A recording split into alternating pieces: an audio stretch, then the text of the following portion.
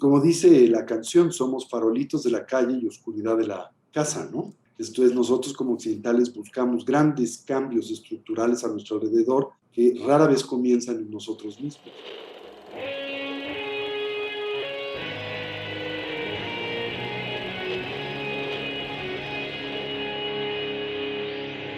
Bienvenidos a Volver al Futuro Podcast, donde platicamos con las mentes que nos impulsan a crear el nuevo paradigma de salud y bienestar, conducido por Víctor Sadia.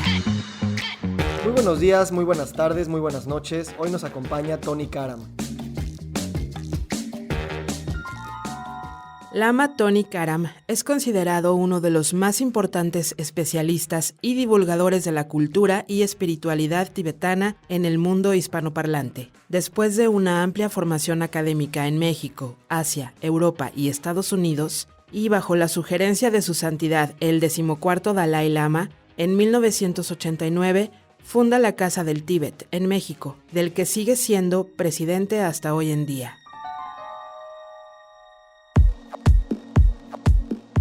Tony, gracias por estar aquí. Al contrario, un gusto estar aquí en su programa. Platícame un poquito del niño Tony, el adolescente Tony hace varios años. ¿Cómo eras?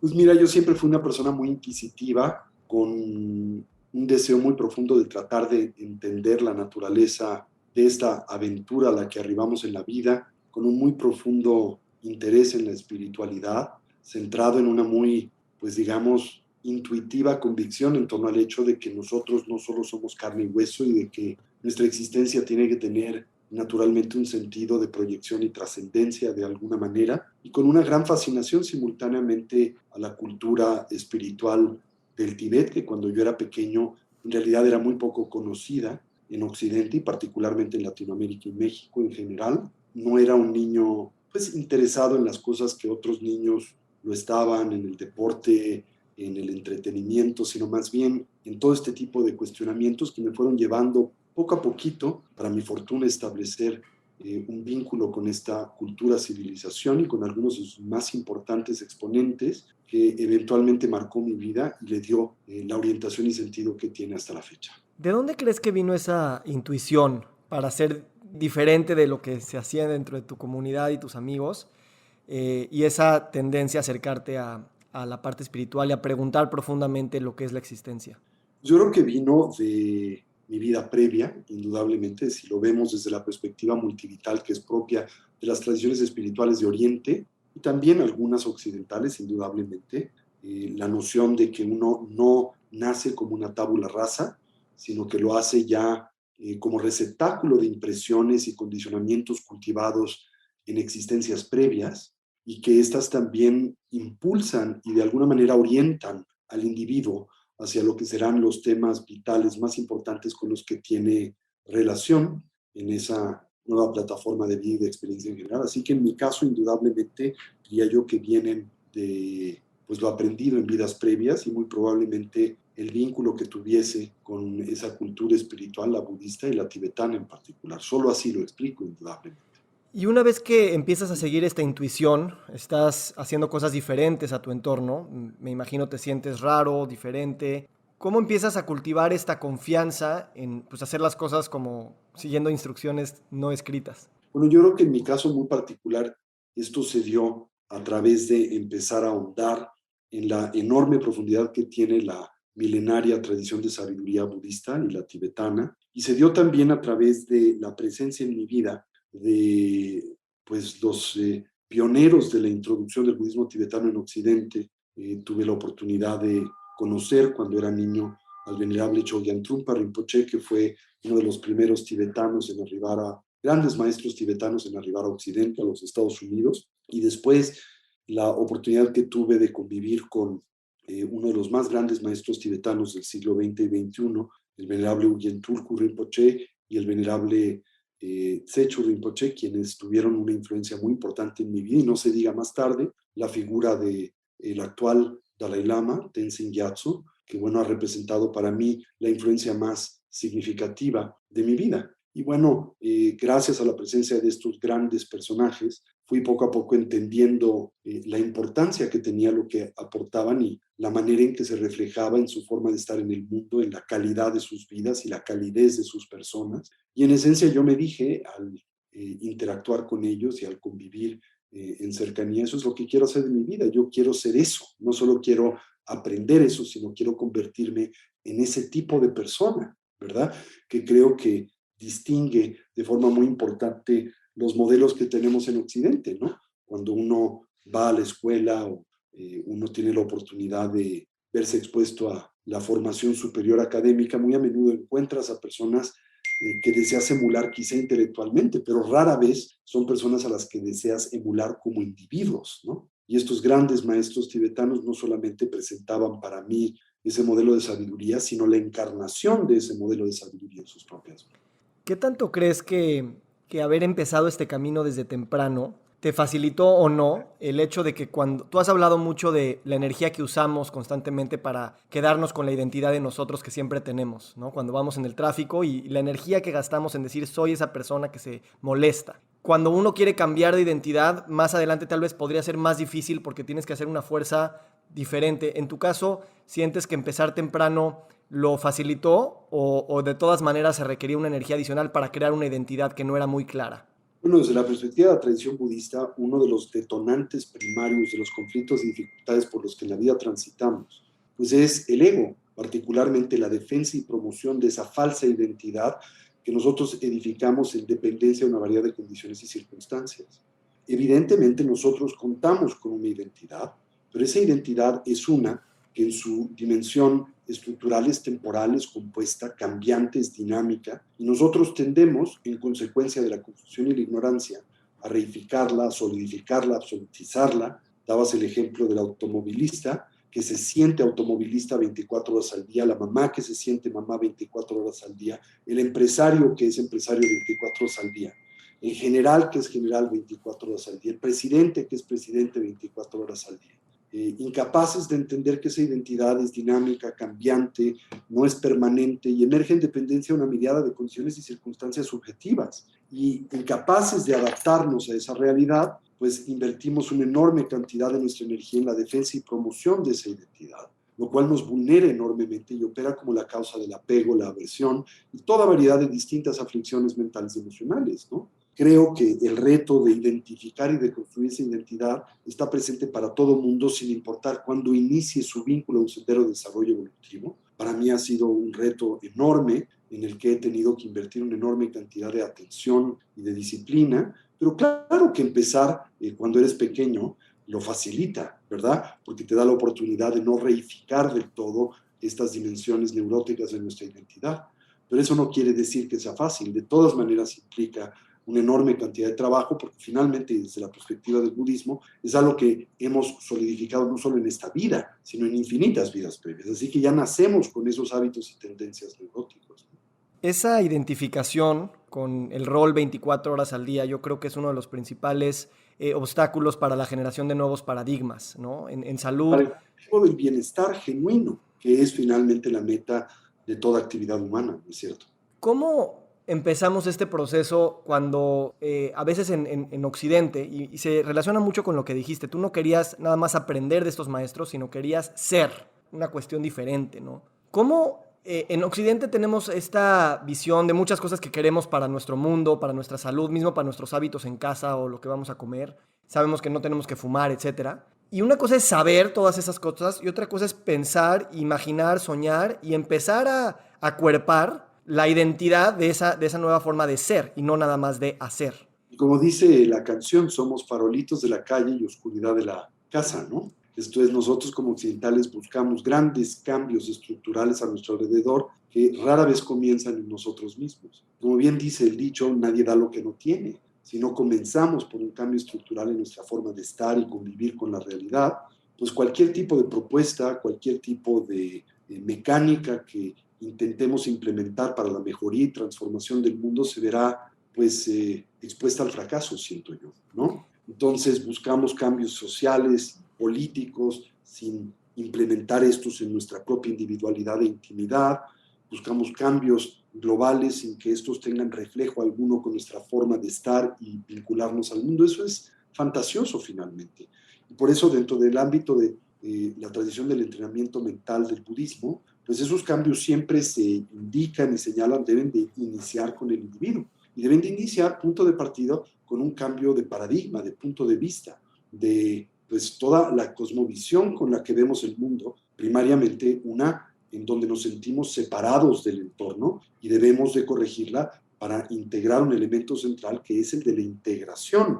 El hecho de que nosotros no somos pues entidades autónomas o distanciadas del entorno en el que vivimos, sino que somos parte de ese entorno, que nos influencia y lo influenciamos, y que nuestro bienestar no puede divorciarse del bienestar de ese entorno o medio ambiente en términos generales, ¿verdad? Entonces, ese es un punto de partida esencial. Esto es algo que me interesa mucho, porque nosotros estamos en Occidente y intelectualmente nos hace sentido que somos dependientes de los árboles, por ejemplo, para nuestro oxígeno. Pero no nos sentimos que somos de la misma materia, que somos, o sea, parece más como algo instrumentalista, como un recurso, y no que soy yo mismo. ¿Cómo es esta ontología oriental? ¿Cómo se vive cuando te sientes no solamente separado y necesario, sino integrado como casi fuera uno mismo? Pues entiendes el hecho de que tú eres parte de ese entorno, que el mundo natural es un elemento constitutivo de tu propia individualidad y tú de este. Entiendes que lo que haces, piensas y dices tiene pues efectos que afectan al cosmos en su totalidad. Surge en ti un espíritu muy profundo de bondad, de amor y de compasión para toda forma y expresión de vida, incluyendo al propio planeta y el mundo natural, evidentemente. Entiendes que tu bienestar es uno que no puede divorciarse de este y que tienes que atesorarlo y lo tienes que cuidar para tu propia sustentabilidad. Y lo mismo con las personas que te rodean en términos generales. Pero creo que el elemento central que adviene y emana de esa comprensión es el surgimiento de una mentalidad animada por la bondad, el amor y la compasión. ¿Cómo tú crees que académicamente en Occidente, o sea, ya sea estés en una materia, en una carrera de ingeniería, de medicina, de diseño, de arquitectura, mismo de leyes, se cultiva esta relación de separación entre el hombre, el sujeto y el objeto, entre el hombre y el mundo, entre el hombre y Dios, entre el hombre y la naturaleza? Y entonces hay esta relación como un binomio, siempre como una separación.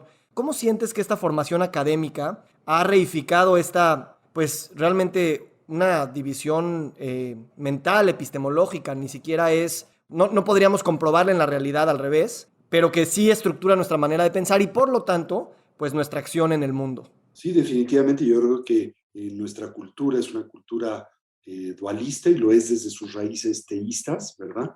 La tradición judeocristiana es en buena medida una tradición dualista que contempla una separación estructural entre Dios y sus criaturas, entre Dios y el mundo, y eso es algo que permea y empapa la totalidad del punto de vista o de la percepción que tenemos como occidentales del mundo. Esta es tremendamente lastimosa, porque en el momento en que nos concebimos separados del entorno, pues también nos convertimos en los explotadores del entorno, ¿verdad?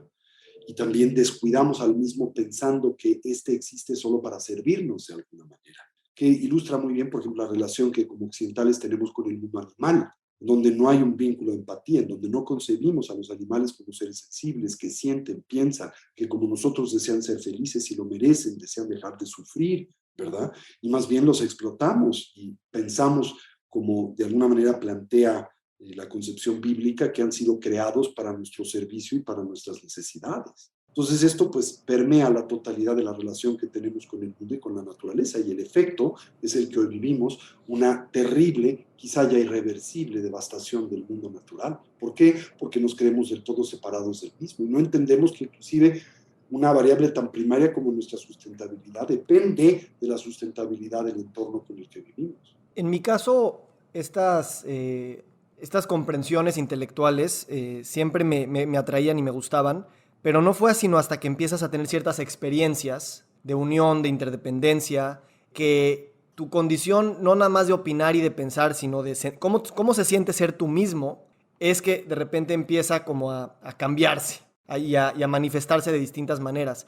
¿Cómo podemos hacer tanto experiencias individuales como colectivas para seguir, no diciendo ponte nada más en el zapato de los demás, pues esa es una acepción tal vez muy occidental, pero realmente tratar de ir más allá de intelectualizar la posición de alguien más y Claro. percibirlo desde otro lugar?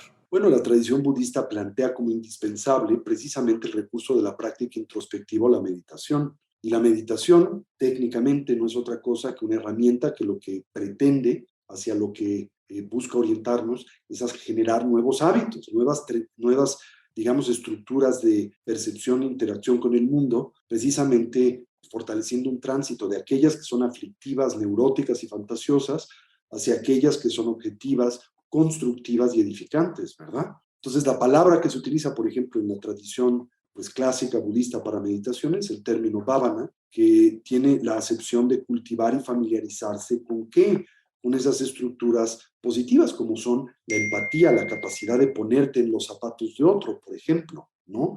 Eso se contempla como esencial e indispensable. Y la meditación budista consta de dos fases. La primera tiene que ver con el dotar al individuo que la cultiva de atención sostenida, prolongada y voluntaria, que simultáneamente faculta al individuo a estar presente, a coordinar su atención con el entorno y con el presente, que es un factor indispensable para poderte relacionar con este. Si estás siempre en el futuro o en el pasado, o tu mente está siempre dominada por expectativas y fantasías, es muy difícil entender la relación momento a momento viva que tienes con el entorno en general, ¿no? Entonces, esta primera faceta de la práctica meditativa tiene por meta el permitirte estar presente, sincronizar a la mente con el cuerpo y después emplear esa atención y concentración que te permite realmente morar en el presente y evitar el hábito de estar siempre distraído por el futuro o el pasado, y ahora usar esa atención para analizar y cultivar nuevos hábitos y tendencias, como por ejemplo puede ser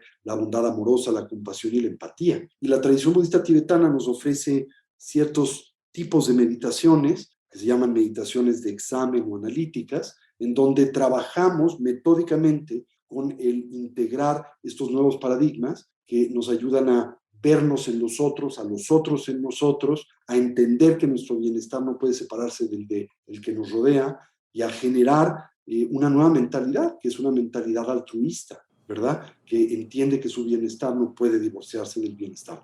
Pareciera que no podemos crear nuevos paradigmas si no nos detenemos a tener atención prolongada y presente, y a pesar de que queremos desear mejores futuros, seguimos no estando presentes y deteniéndonos en este mundo de muchas distracciones y velocidad para pues precisamente tratar de reflexionar, como dices, y empezarnos a sentir como nos quisiéramos sentir en el futuro. Así es, habituarnos a este nuevo punto de vista que es uno más profundo, objetivo y más coherente en torno a la realidad, a la manera en que las cosas son, porque finalmente, pues nosotros, decía el Buda, sufrimos porque no vemos las cosas como son, y porque vemos las cosas tan solo como nosotros subjetiva y temporalmente aparece. Demandamos permanencia de lo que es impermanente, demandamos una existencia objetiva sobre de lo que existe en relación, por lo menos para nosotros, de la forma en que lo percibimos e interactuamos con ello.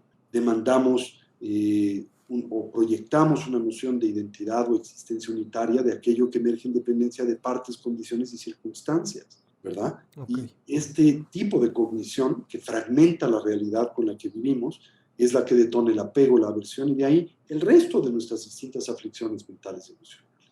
Uno de los grandes descubrimientos de la filosofía y de la epistemología budista, de la teoría del conocimiento, de la psicología del budismo, es que el mundo y las apariencias enteras que le comprenden, si bien influencia nuestra experiencia, no lo determina. Y que el factor que determina la experiencia que en el mundo tenemos es siempre subjetivo, es interno, es la propia mente y conciencia que decodifica, interpreta el mundo de la experiencia, porque el mundo que percibimos es solo la experiencia que de él tenemos, ¿verdad? Entonces nosotros somos finalmente co-creadores de la experiencia que tenemos del mundo, lo cual es una noticia maravillosa si la sabemos aprovechar, ¿verdad? Porque momento a momento nosotros tenemos la oportunidad de imprimir en las apariencias del mundo un significado que nos sea edificante y transformador.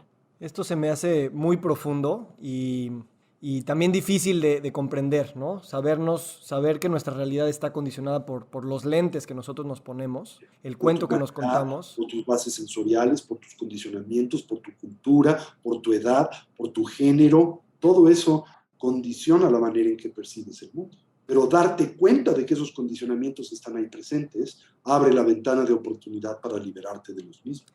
Y yo creo que esto a nivel sistémico, tú siendo un empresario, tú siendo un académico, un gobernante, es ultra poderoso, porque por un lado se puede prestar a una manipulación de otras personas y al mismo tiempo puede esa misma posibilidad pues abrir nuevas puertas para pensar que los negocios pueden ser diferentes obedeciendo otros paradigmas, no nada más de persecución de utilidades económicas, o que el gobernante no nada más es voy a prolongar mi estancia y mi fama aquí. Y entonces, ¿cómo tú ves cuando la gente despierta esta posibilidad de ser co-creadores de su mundo, puede a nivel sistémico utilizar estas perspectivas, ya sea en Bueno, yo empresas o creo en que gobiernos? un elemento central tiene que ver con la habilidad de distinguir entre el bienestar y el placer hedónico. Esto es el sensorialmente condicionado, que por naturaleza es siempre temporal y relativo, de la dimensión muchísimo más profunda y ambiciosa del bienestar genuino y duradero, ¿sí? El bienestar genuino y duradero se distingue del placer hedónico de forma muy importante. El primero depende en buena medida de lo que nosotros tomamos del mundo, ¿verdad? Mientras que el segundo más bien depende de lo que aportamos y traemos al mismo. En consecuencia, por ejemplo, de factores tales como la sincronía entre la mente y el cuerpo, pero primariamente, pues una forma de vida orientada a la consecución de un bienestar que trasciende los estímulos temporales y relativos, ¿no? Entonces creo que nosotros depositamos sobre una variedad de elementos una demanda que no pueden satisfacer y que tan solo exacerba nuestro sentido de aislamiento, de frustración y dolor. Demandamos, por ejemplo, de la riqueza, del dinero, de los bienes materiales, felicidad genuina, ¿verdad? Cuando estos tan solo nos pueden aportar placer temporal y relativo, ¿verdad? Como son entidades transitorias, el placer que derivamos de ellas finalmente también así lo es. Como el valor que les adscribimos depende de la propia designación conceptual, no pueden operar como fuentes genuinas y permanentes de felicidad, ¿verdad? Lo mismo puedo decir del poder, de la fama, de la influencia, de la reputación, de toda variedad de estímulos sensoriales como el sexo y tantos otros, ¿no? Tan solo nos pueden aportar en el mejor escenario placer temporal.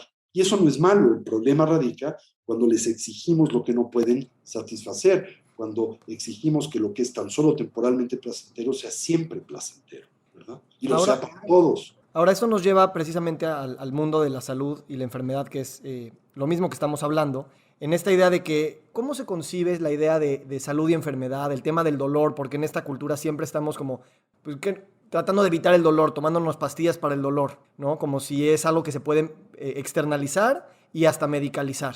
Bueno, yo creo que aquí la tradición budista lo concibe de una forma muy simple. La enfermedad es desequilibrio, la salud es equilibrio o balance. Cuando el individuo está en desequilibrio, en términos de los portales con los que interactúa con la realidad, la mente, palabra y cuerpo, se da la enfermedad. Cuando el individuo reside en una condición de equilibrio de mente, palabra y cuerpo, por ejemplo, una correcta relación perceptual con el mundo que le rodea, automáticamente la salud adviene de forma espontánea y natural.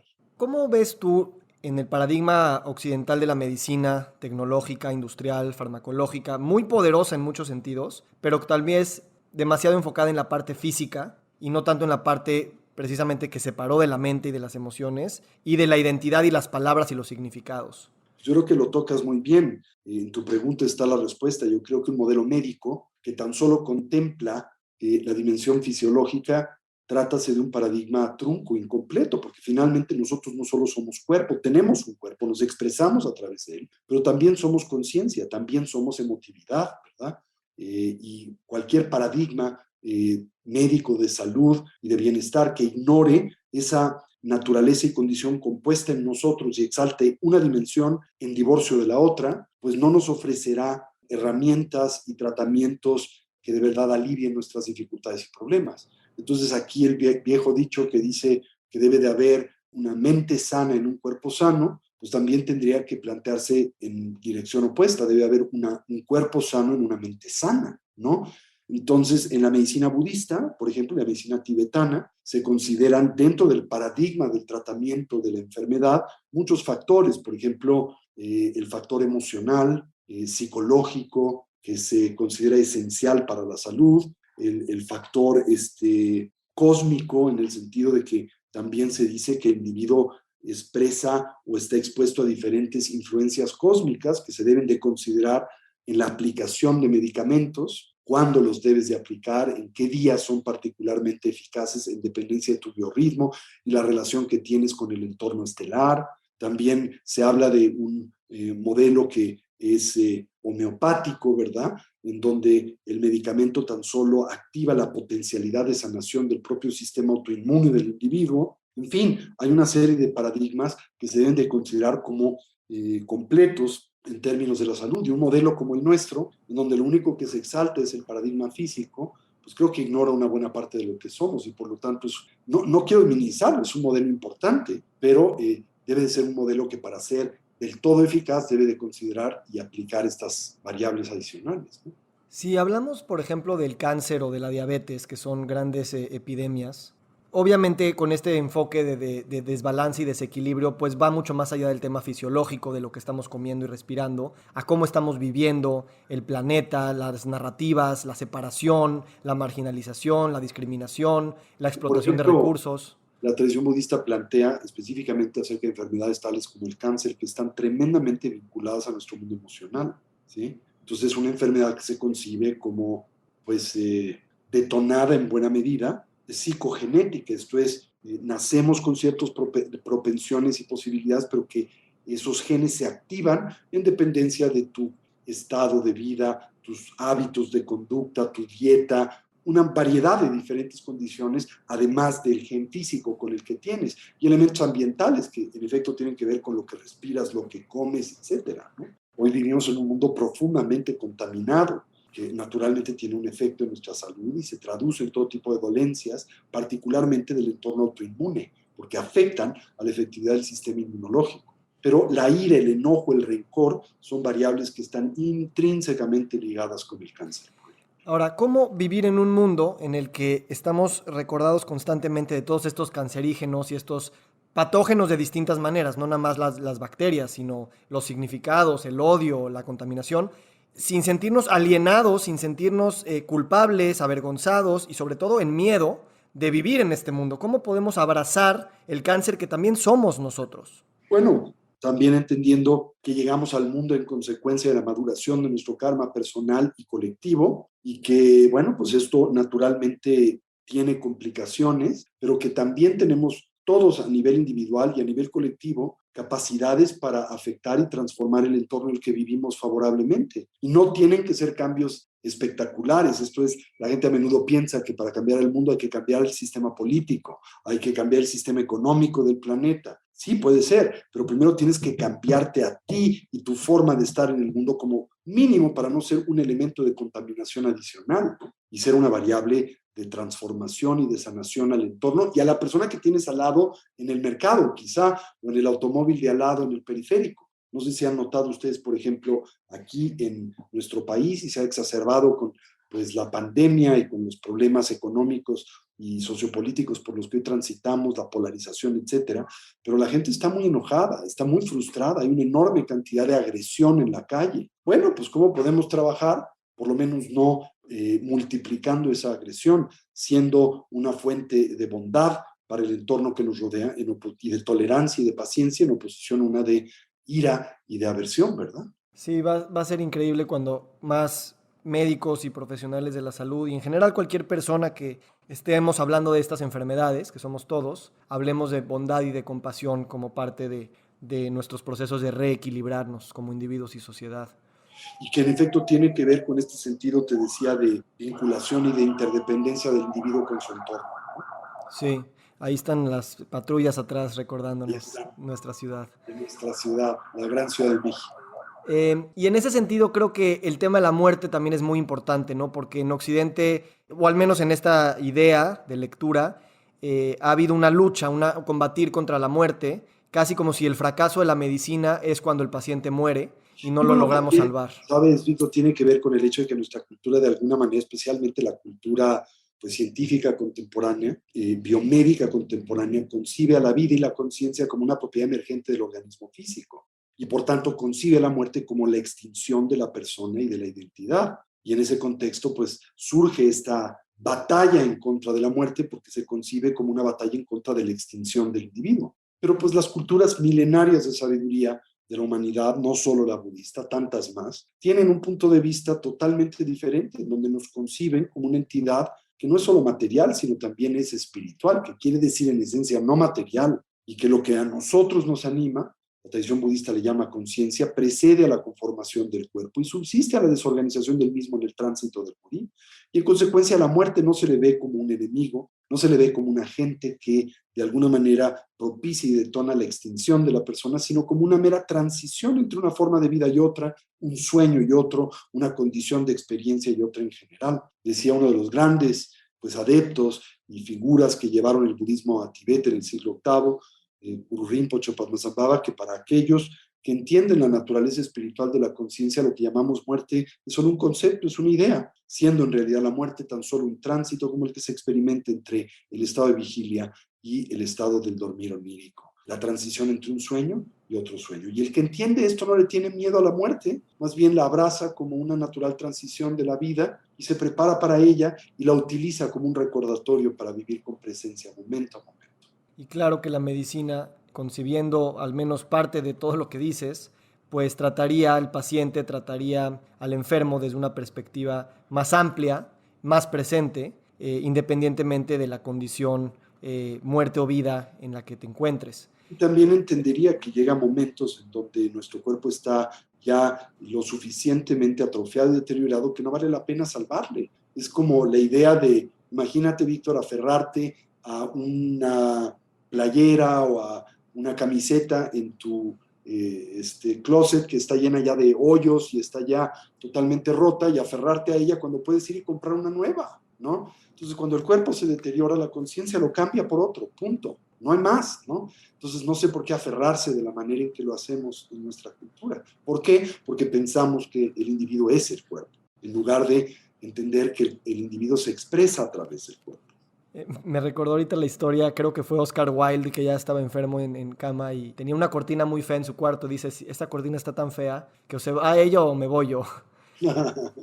Eh, y en ese sentido creo que en Occidente también hay esta idea de que primero nuestras necesidades básicas, luego nuestras necesidades materiales y luego la espiritualidad, ¿no? Como si fuera algo contingente a tener otras necesidades satisfechas. Pero aquí entiendo que comer, dormir, hablar, abrazar, trabajar, ganar dinero, es hacer política, es espiritual en sí mismo. Y esa comprensión creo que nos enaltecería mucho más la idea de que no se secuencian las cosas, no se separan, sino que al mismo tiempo, con todas las etiquetas e identidades que te quieres poner, en vez de 24 cosas distintas en el mismo día, todas ellas son espirituales, son generaciones de riqueza, son cuidar el cuerpo y cuidar el planeta. Sí, este divorcio que culturalmente tenemos entre la espiritualidad y la vida es artificial. La gente que cree que la práctica espiritual es la que se hace en un templo, se hace en un cojín de meditación, pero no entiende que es la vida cotidiana el escenario de la práctica espiritual, ¿no? No debe de haber divorcio entre tu trabajo y la espiritualidad, entre la escuela y la espiritualidad, entre la vida marital y la espiritualidad. Y es donde la espiritualidad tiene que cultivarse, ¿no? Me gustaría que nos platicaras sobre tu movimiento, tu comunidad. ¿Cómo en tantos años que lo llevas practicando en México y liderando, qué transformaciones sociales, académicas, políticas has empezado a percibir cuando empezamos a concebirnos a nosotros con esta visión, esta cosmovisión? Bueno, yo en consecuencia de la encomienda del Dalai Lama, el líder espiritual del pueblo tibetano, fundé la Casa del Tíbet de México en 1989. Este año cumplimos 33 años de vida. Es uno de los centros espirituales, académicos y de las comunidades pro-Tibet más antiguas de Occidente, lo cual pues contemplo que es algo maravilloso. El hecho de que esto es algo que acontece en México, ¿verdad? En un país latinoamericano en general. Y bueno, el mandato y el objetivo de este proyecto ha sido el compartir la rica y profunda herencia de la civilización de sabiduría espiritual de Tibet con pues nuestra cultura actual contemporánea como una herramienta o como una herencia que nos permita precisamente mejorar nuestra condición de vida presente como también nuestra condición de vida social en general. Y a lo largo de estos 33 años de vida, pues la Casa del Tíbet a través de sus múltiples programas, exposiciones, publicaciones, en fin, la mirada de actividades que auspicia nuestra institución, pues la idea es llegar a tantas personas como podamos con un mensaje de transformación, de responsabilidad universal, un mensaje de ética para nosotros y los que nos rodean, que siento ha tenido un impacto maravilloso en las personas que lo han hecho propio a lo largo de estos años. ¿Y cómo se traduce? Pues se traduce en la consecución del bienestar genuino, que no depende, insisto, del entorno con el que convivimos, sino depende más bien de la decisión que el individuo toma de ser feliz. ¿Y qué riqueza has encontrado en conversación con las preciosas culturas prehispánicas y precoloniales? ¿Qué puntos de encuentro con las filosofías tibetanas? Y también, ¿qué discursos se pueden seguir cultivando en armonía de todas las civilizaciones? Bueno, yo creo que las civilizaciones precolombinas tienen elementos de comunalidad con la cultura oriental y la cultura india en particular, diría yo, ¿no?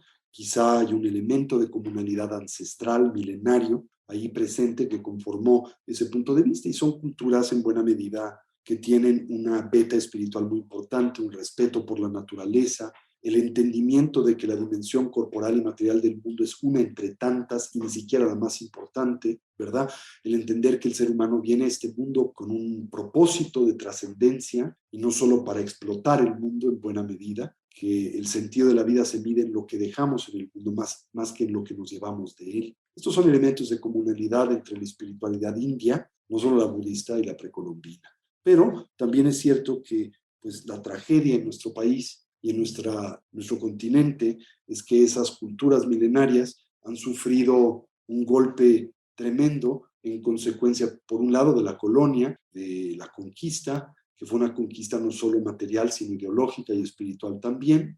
Y bueno, también una marginalización tremenda en nuestros países, ¿verdad? Hacia pues los indígenas. Y esto ha hecho que estas culturas pues se hayan visto con el paso de los siglos fragmentadas, que su profundidad se haya visto rota en buena medida. Y no son sistemas ya completos, están muy aculturados, ¿no? Lo cual pues es triste, pero también es la naturaleza de las cosas que puede hacerse. Me da la impresión que nos damos cuenta que el futuro va a seguir siendo esa co-creación también con las distintas perspectivas que en el pasado se fueron perdiendo, conquistando o reidentificando, sin tampoco irnos al extremo de eso era completamente, ¿no? Sino cómo podemos seguir conversando e integrando estas identidades y permitir esta libertad también de pues sí, de ser autónomos en estos procesos. Y no también idealizar al pasado pensando que siempre fue mejor que el presente.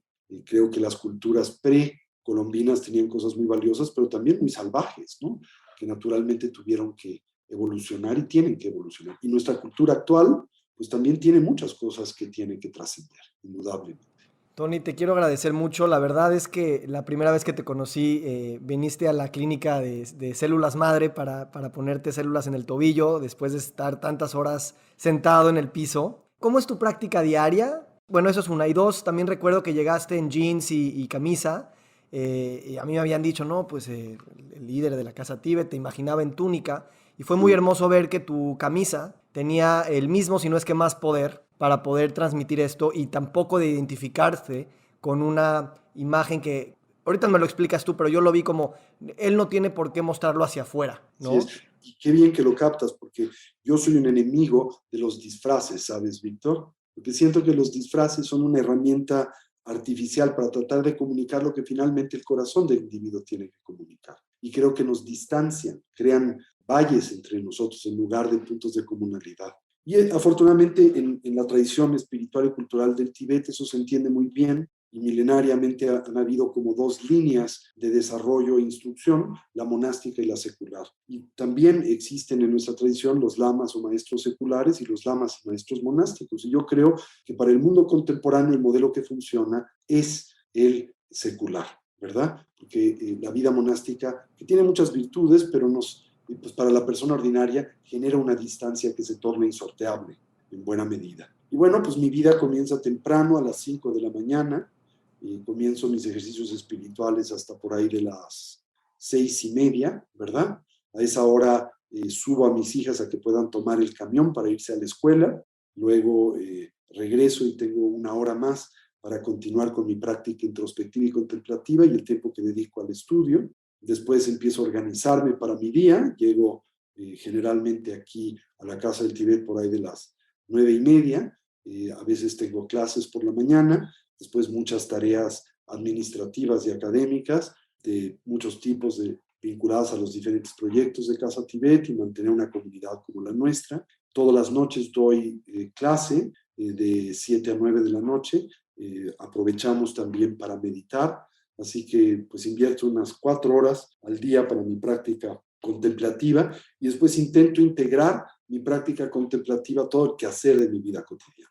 Gracias por compartir con nosotros. Para cerrar, esta es una comunidad de gente que pues, nos interesan los cambios de paradigma a nivel interno y externo, que como vimos hoy es tal vez lo mismo, y que tenemos de alguna manera prisa, mucho apego a nuestra propia identidad y que queremos saltar acompañados a una nueva concepción de sentirnos nosotros mismos. ¿Algún mensaje que quisieras dar para gente que esté en el mundo de la salud, que está viviendo estas dilemas y necesidades, así como esperanzas? Pues lo que yo señalaría es que no hay armonía externa si no viene precedida de una interna y que el profesional de la salud debe de también atenderse internamente en términos de su equilibrio emocional, psicológico, cognitivo y espiritual en general. Y que cuando uno desarrolla ese equilibrio, también el potencial de sanación para los demás se multiplica significativamente. Bueno, creo que la práctica de la meditación es el gran instrumento para lograr esa armonía, así que a todo mundo le invito a aprender por lo menos los rudimentos de algún tipo de sistema genuino de meditación. Varias veces al año doy cursos introductorios a la meditación budista. El próximo será a finales de este mes, del mes de marzo, el 26 y 27 de marzo, mi curso de introducción a la meditación budista, que es presencial y en línea, por si alguien desea vincularse con el mismo. Estamos en la página web www.casatibet.org.mx, en redes sociales como Casa Tibet México, y bueno, pues a sus órdenes, esta que es la embajada del mundo cultural tibetano para nuestro país. Querido Tony, te agradezco muchísimo desde el corazón hacia el tuyo, que también es el mismo. Muchas gracias. Feliz día.